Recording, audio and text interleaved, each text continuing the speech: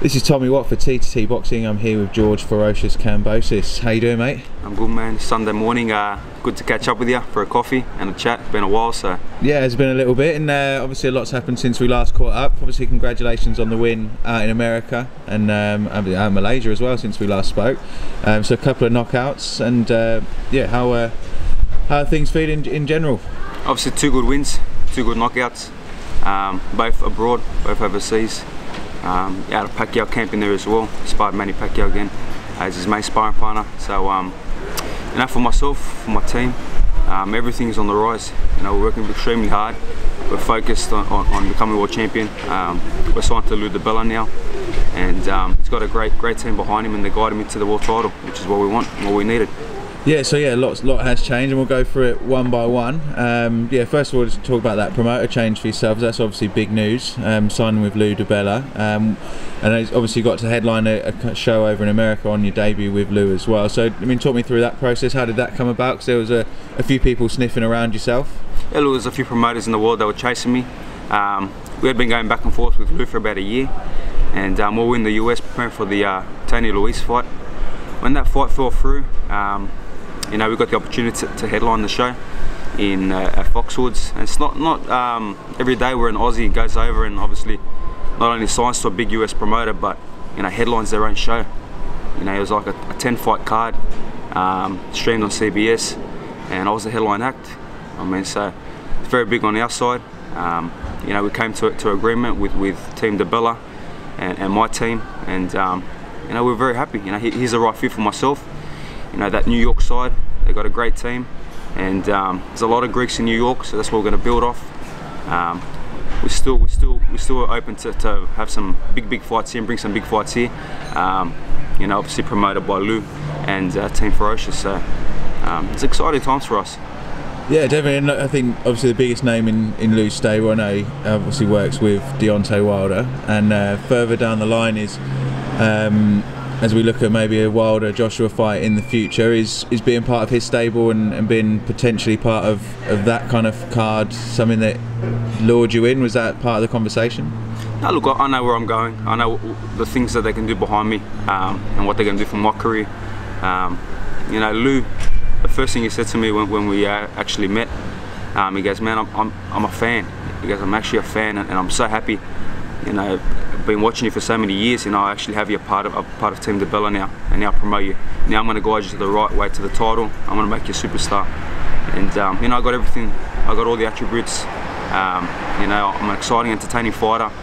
I bring everything in the ring, and I'm going to be a superstar. I truly believe it. But look, that's a huge plus. You know, Deontay Wilder, Anthony Joshua. You know, I'd love to be on the undercard, and there has been talks. When that fight does happen, I will be on the undercard, and hopefully we get one of these English boys, you know, to step up. You know, Anthony Crolla, I know, very hard to get that fight. I've been calling him out for years, so look, let him do his thing. He's at the end of his career. I don't want to end it for him the way I would. But he got some other solid guys there that we could step up and fight. Yeah, it's obviously a stacked division over in the UK, and it'd obviously be fantastic if it was to happen. Just make sure you stick us on the guest list if you do get on that. Yeah, definitely, mate. Definitely, we'll get you out there and you know, get some cool interviews. For sure. And obviously, there's so two big wins for yourself since signing with Lou. And look, one of the few criticisms I levelled at you, I guess, in the last few years is it hasn't been as many knockouts. Thank you. But obviously now you've just picked up a second round knockout and a first round knockout, so sort of moving in the right direction in that. And is that down to some of the work you've been doing with Justin Fortune in the strength and conditioning, or is it down to some of the training you've changed up? No, look, I'm maturing now. I'm getting bigger, I'm getting stronger. I've always had big power. I've always sparred heavier guys. You know, the guys I didn't knock out was Ogilvy and Bala. I mean, before that I was knocking everyone out, and you know, after that I've been knocking everyone out. Look, Ogilvy and Bala are solid guys. Maybe I didn't want to knock them out. Maybe I wanted to beat them up for everything that happened, you know, before the fight. You know, beat them up for 12 rounds, 10 rounds, and drop them and cut them up, and never, you know, they've never been the same again. So what does that say? You know, like now we're really going into the ring for bad intentions. You know, I mean, now I'm really coming in for knockouts. I'm on the US scene. You know, these fans love knockouts. Who doesn't like a knockout? And the way I've been knocking people out, doesn't matter who they are. I've been catching them flush on the chin, and I've been putting them to sleep. I mean, so we're prepared to do that against the top 10 guys now in the world, and that's what we want. And obviously someone else who has returned to knockout ways and knockout wins is someone you were training with, the main sparring partner for Manny Pacquiao for his fight with Lucas Matisse, and we saw a revitalised Manny Pacquiao in that fight. Looked like the Pacquiao of old. You obviously would have seen that in camp yourself, and now you've been for a few camps with Manny. What have you gained in the last camp, and what was different this time round? Oh look, Manny was such a happier fighter in this camp. You know what I mean? You know, the way we sparred, the way we trained so much smarter than the Horn fight. And he was up for this fight. I truly believe. You know, he was a challenger, so he really wanted that belt back. You know, if he had lost against Matisse, it was all done. So I think he had that in his head. You know, there's no Freddie Roach. Obviously, that's their side of things. So I'm not going to get involved in that. But you know, Boy and my coach Justin Fortune done an absolutely great job. You know, not only in training Pacquiao very hard and training myself hard to both get wins, but pulling Manny back. You know, he's 39 years old. He doesn't need to be doing things that I'm doing. You know, I mean, I'm 25. You know, last camp with the Horn camp, we were training so hard that I was 24 and I was still feeling it. I mean, imagine a guy that's 38. I mean, so we trained extremely hard, and you know, the sparring was A+. And I'm in there with a legendary fighter. A guy that's, what is he, 12, I don't even know how many, 12 world titles, 8 divisions. Yeah, no, 8 weights. And the funny thing is, when we're talking about it with Manny, he goes, I miss bantamweight. He goes, I didn't fight in bantamweight. I went from was it super flyweight or whatever, straight to fella. Yeah. I mean, so it would have been like 9 divisions. That would have been his US debut, I think. US debut, so that would have been 9 divisions. No one's ever going to do that again. And to say that not only am I his sparring partner, but you know, a friend of his now, and we've got a good relationship. You know, it's amazing. And I will be there to help him again if the time suits, and you know, when the fights are, I'm not fighting, or I'm fighting and we can get on that undercard. I'll definitely be out there to help him again, because I know he loves what I bring to the table, and I truly think when I train with him, he sees, you know, a young Pacquiao, obviously an orthodox style, but a young Pacquiao. The hunger there, and the drive to work hard and to be world champion. And now he's got that belt, do you think that he'll look to unify the division again and take those big fights with the likes of Crawford and the likes of Danny Garcia and everyone else in that welterweight division, Errol Spence? Look, Manny's the kind of guy that wants to fight everybody. The problem is the promoters, who sides on who. You know, that's what holds boxing up. So many great fights would happen already. It's the promoters that hold things up, and who's on that side, TV networks, you know, all that boxing bullshit. Everyone gets held up. So look, we'll see. For me, I want to see him fight Amir Khan, go to the UK. Yeah. 80,000 people. I know Eddie Hearn's in the mix, you know, trying to sign him. Hopefully that fight happens, and hopefully you see myself on that undercard too. Yeah, that would be great, and that's a fight that's been spoken about for a while. From a UK perspective, we'd be gutting because it might put an end to the Brook Khan option, but I think Khan and Pacquiao have obviously sparred a lot together as well, and that would be a great fight to watch, and say it'd be great if you could get on the undercard as well. And a big win in the UK could say put the cat amongst the pigeons with the likes of Crawler and everyone else in the division. Yeah, definitely, and obviously what better sparring partner, you know, for him to fight Khan, you know, someone that's super fast like myself, you know, that moves well as well. He'll definitely be a sparring partner for that if the timing's right. And obviously Jeff Horn, who obviously beat Pacquiao for that world title a couple of years ago, and Pacquiao was chasing that rematch when he was the world champion. There's been less talk of it since the loss to Crawford, obviously. Do you think that rewriting that loss is something that still burns inside Pacquiao? Is it something he ever spoke about? To be honest, even when Horn fought Crawford that day, Manny didn't even watch the fight. He didn't even talk about it. He doesn't care. Look, we trained extremely hard for that fight. Probably overtrained for it. He couldn't get up for Horn. I mean, even that, he won the fight. You know, let's be honest, he won the fight. I know I'm going to cop a bit of shit now for saying that, but you know, he's the world champion. You got to take that belt off him. I mean, so them close rounds go to Pacquiao. That's boxing rules. That's the law of boxing. But look, good on Horn. He's doing his thing. He'll fight Mundine, which is a circus of a fight. People were saying, why don't you fight in the undercard? I got no chance. One, I'm signed to America. Two, I'm not fighting on a circus like that where you're going to have to pretty much pay to get on that undercard. So, I mean, if they really want me on that card, they've got to speak to my promoter and throw that real money at me, and then we can do something other than that. Let them do their circus. And to be honest, if Horn wins, you know, the only good thing is he's going to make a lot of money. If he loses, and Mundine brings out his vintage Mundine, which I can see actually happening, Horn's in a bad spot, and obviously Mundine retires and just makes some more million dollars. It's a very high risk fight for Jeff, as you say. He needs to come away with a win. Everyone's expecting him to win, but Mundine's not easy for anyone. And as we saw from Tommy Brown in January, he's still got it. Yeah, look, he's still got that firepower in him, and you know, obviously the kind of guy he is. You know, he's a hungry guy, and he always wants to prove people wrong. You know, he puts himself in that position where he talks a lot of shit, and you know, turns a lot of people off on purpose to motivate himself. So, you know, look, it'll be interesting, but you know, I have no interest in fighting on it. We see a few other Aussie-based fighters and Aussie fighters travelling in the next couple of months, in the next few weeks. Obviously, the big one, Luke Jackson fighting Carl Frampton. Do you know Luke at all? Have you crossed paths in boxing circles here in Australia? Yeah, look, me and Luke fought in the amateurs. You know, we had the Olympic trial. You know, he beat me on a count back. It was a 16-all draw in his hometown. But look, that's history. He took that spot instead of me for the Olympics. But look, all the best to him in his fight against Carl Frampton. You know, he's worked extremely hard for it. Me personally, I would have probably went to America to prepare, but you know, I think, you know, he's got a good chance. You know, if he really brings out, you know, his boxing skills, he's definitely frustrated Carl Frampton. So in the lead up, yeah, he's done that for sure. We'll see what happens. You know, I'll tune in definitely, and you know, if he can bring back that belt, it'll be good for Australian boxing, and obviously good for himself because he has come from a hard road. Hearing his story, you know, so I wish him all the best, and you know, let's see what he can do on fight night. Yeah, so the better Aussies do abroad, the better it is for Australian boxing. Yeah, so, definitely. The elite pack of us are over there now. You know, we're fighting abroad, and you know, that's where we need to be.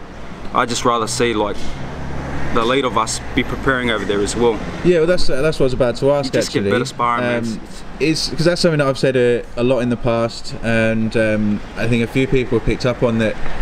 Aussies do well up until this point, and then, you know, when they make that big jump up to world level, that's when they struggle. And do you think a lot of that's in the preparation, in the sparring, in who you're getting your rounds in with before you step in the ring? Look, definitely. Look, you can train as hard as you can over here, but you can't test yourself if you're sparring like amateurs and you know, 1-0, 2-0, 5-1 kind of guys. You know what I mean? It's just not the same level. You know what I mean? Like, I jumped from, you know, my fights here to then when I got the Ogilvy fight, I went over there and sparred Sergey Lipinets, world champ, Andrei Klimov, 4-4 world title. Then for the Bala fight, Ray Beltran is the current world champ. We've done a shitload of rounds. Jose Ramirez, who's a top dog, WBC world champ at 140. You know, you can't beat the spine that you get over there. So you should be based over there, and you know, even if you go over there with your coach or your trainer, go over there and do the work. Base yourself there. No, I know it's hard. I know it's hard with guys if you don't have that backing behind you, that support. You know, it's extremely hard. But sometimes you got to sacrifice, like I've done myself. Sacrifice a lot when I'm over there. You know, I take my whole family over there with me. I take my little daughter. I take my partner. It's expensive, but thank God I got a lot of good sponsors behind me, and some good people behind me that can fund that and help me out with that training camp. Yeah, but look, everyone does their thing, you know what I mean, and we'll see obviously how it pays off for each fighter. Well, fingers crossed Luke can obviously bring in a win, or at least equip himself well against Frampton, so all of the eyes. No, I think he's gonna put on a good show for himself, and you know, I know he won't die wondering. You know, whatever does happen in that fight, you know, I know he's going to come out, and the odds, you know, are stacked against him. The betting odds are huge, but I don't think he really cares about that either. So good on him, man, and good luck to him. Yeah, fingers crossed he can upset the world. And we had a big fight, a big live show on Fox Sports recently here in Australia as well, which is unusual. And we're starting to see more and more of though. Your old mate Billy Dibb, my good friend Billy Dibb, had his last fight Friday. So I've was he well aware that you two haven't always seen eye to eye in the past, but you must have a fair bit of respect for what he did in his career. Yeah, look, he went over to the US, so you know, he tried his best in his career, and obviously in his last fight, you know, he took an opportunity, took a chance, you know, to become world champion again. And look, good on him. Obviously we haven't seen eye to eye before, and we probably still don't. But aside from all the bullshit that we have between each other, you know, good on him, and you know, for his career, you know, I know he's retired now. All the best in what you do in the next part of your career. But look, if you do get itchy feet, and I'm in the US, you know, speak to my team, DiBella. Obviously, Tevin Farmer's DiBella boy, so you already got that connection. You know, we can definitely make it happen if you do get itchy feet. But if not, enjoy the next path of your career. And did you catch the fight last Friday? No, I only watched some highlights. I didn't watch the fight. You know, I had a seat, I had a VIP seat for Team DiBella. There for me, but I had some commitments with sponsors, so I had to go up to Queensland. But you know, from the highlights that I've seen, you know, you reach a time, you know, I mean, like boxing for what is he, 32, 33? Yeah. You know, he's still young.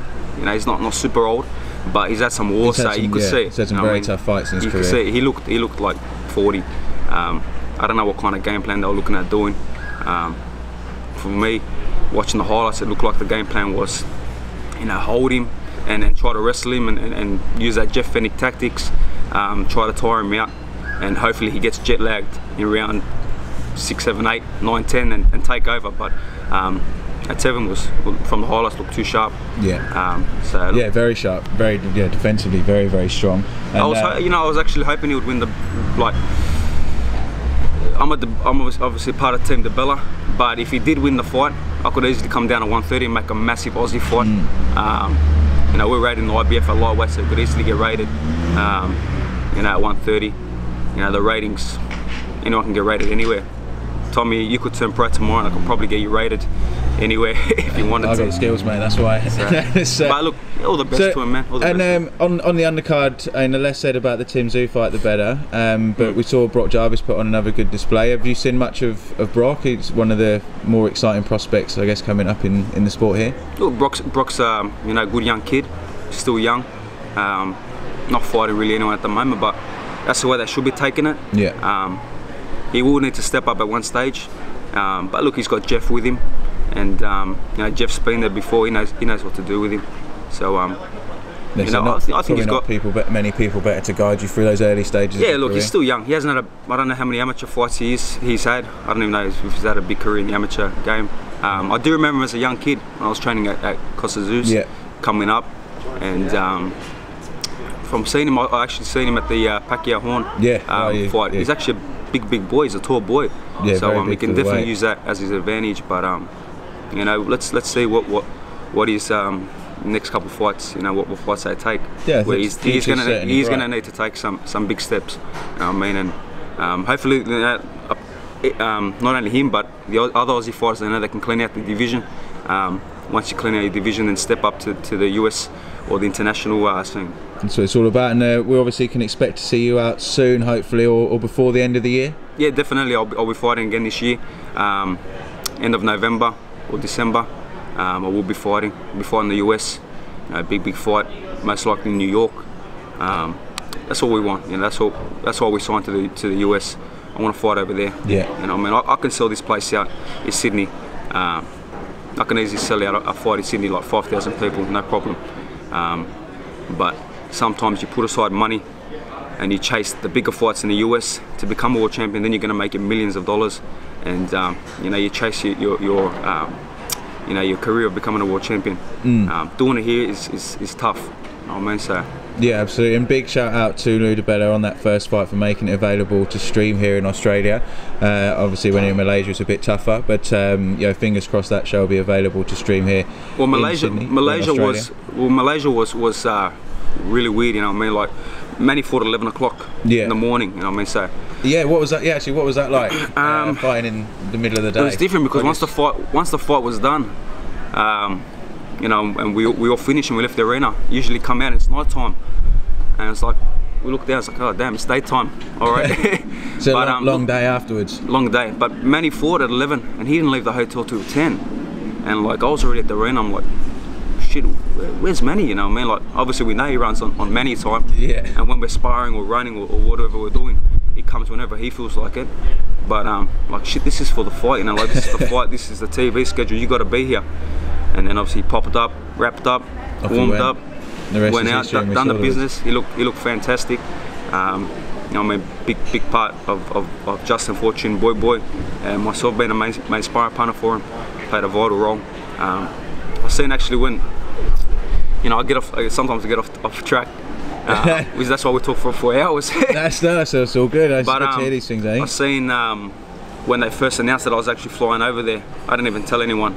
Like I was here in Australia for like a week. Yeah. And then you know, flew out. Well, yeah, because we were gonna catch up, and then and then I had to Instagram and fly you're in out. Yeah, I was in the Philippines. I was running and sparring Pacquiao. And then when I announced that, you know, you had people online saying, "Oh, you know, not a good sparring partner, and wrong guy, and look what he done for Horn." You know, like wasn't the right sparring partner for Horn. And I put it in perspective. Why would I get the call up again? You know, from the Horn camp. These guys know what they're doing. Why would I get the phone call saying, "George, we need you here, ASAP, sparring partner again"? You know, if I didn't do something right the first time. Absolutely. You know what I mean? So I got a good relationship with Manny now, and you know, he loves what I bring to the table. You know, the focus, the aggression that I bring into sparring camps, and the way I train, you know, reminds himself of a young Manny Pacquiao, and that's what he needed at this part of his career. And I'm sure, yeah, if you could carve out half the career that he did, you'd be more than happy. Oh, definitely. You know, the guy's an absolute legend, and you know, I still 2 camps been together. Like it was 6-7 weeks the first camp with Horn for the Horn fight, and this camp was like 8 weeks or something. I still pinch myself for running. I'm like, crazy. Damn, it's fucking Manny Pacquiao. That's crazy. I'm running here with Manny Pacquiao. I'm here having dinner with Manny Pacquiao. And the thing with that guy, man, that guy would give you his shirt off his back, you know what I mean? Such a good guy. He looked after us really well. Obviously, being his sparring partner, you know, after the fight. And even like we were in camp and we were having dinner together, the guy would grab a plate, you know, we're having Chinese, and he'd grab a plate and he's like, "Come on, eat, yeah, eat this, eat that." Like, this guy's a boxing god, you know what I mean? So it's crazy. Yeah, absolutely crazy. It must be crazy. Well, look, thanks a lot for your time. Your coffee's probably gone cold in the time that we've been sitting here. It's obviously great to catch up, and once we've got a fight in the diary, we'll announce that, I'm sure, and we'll catch up then. Yeah, look, it's going to be whatever fight we do have. There is some big talks behind the scenes. I can't say too much at the moment, but look, we'll be looking to fight a former world champ, you know, a solid fighter, a top 10 guy. That's the way I want it. In this boxing game, sometimes you can't get these guys certain fights, certain stages of your career. But me, I'd love to fight the top fighters. That's what I want. We want to see you in there. And I know my team are working towards all that. And obviously the world champions, you know, we want these guys. You know, Lomachenko, everyone's fearing Lomachenko. I don't fear him at all. You know, I believe what I've been doing with my sparring partners and these legendary fighters. You know, I feel like I've got the goods to not only beat him, but put him off. You know, frustrate him. You know, I'm super fast. You know, I mean, I move just as well as he does. I mean, so that Ray Beltran obviously raced at the end of his career. You know, I feel like if I fought him now, I'd beat him, I'd take his belt, but they're going to do his own thing. And obviously, Mike is a solid guy. You know, he's a very you know, basic kind of guy, the way he fights, but he's so good at it. Yeah. I mean, so he's a good test too. You know, if I got in there with him too, I'd do my best, and you know, I feel like I could beat him as well. But you know, that's the mentality I have anyway, and that's the way you got to have it. Well, so let's get some of those big fights, get under their skin, and we'll go from there. Yeah, definitely. Obviously, I prepare in the US, so I live in Australia, but I'm pretty much a US fighter now. Well, still we're flying the flag for Australia and Greece, obviously, mate. Well, look, thanks a lot for your time, George Kambosos. If anyone wants to follow you, obviously get on Twitter, Instagram, and Facebook, everywhere else, at George Kambosos Jr. And we'll catch up with you very soon. Thank you, Tommy, and we appreciate your time. Cheers, mate.